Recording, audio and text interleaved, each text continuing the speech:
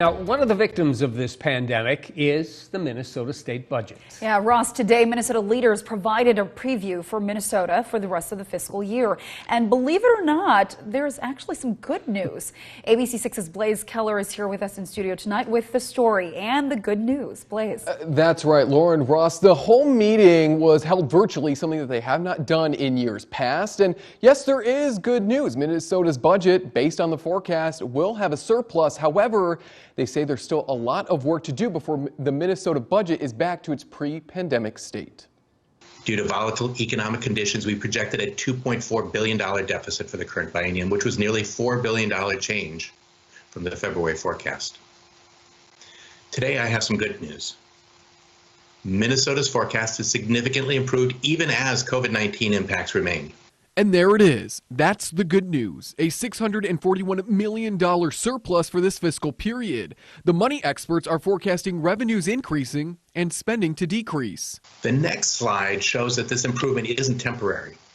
We see similar improvement in the next budget period. But there still will be a loss. The forecast calling for a roughly $1.3 billion budget shortfall next fiscal year. And that's why state budget leaders, including Governor Walz, know there's still a lot of work to do to get the economy back to pre-COVID conditions. One of the big things is bringing back jobs. In February, employment had reached about 3 million.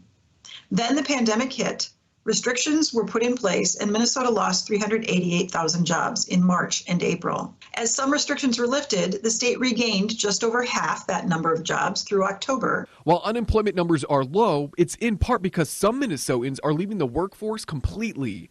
The other important task, continuing to help small businesses, and that help might come from the state. Their financial health was impacted to protect the greater good. They made decisions that kept our healthcare workers safe by making decisions about their own hospitality industry. So I'm going to encourage the legislature, and I know they're doing a great job with this, to keep the small business package moving forward.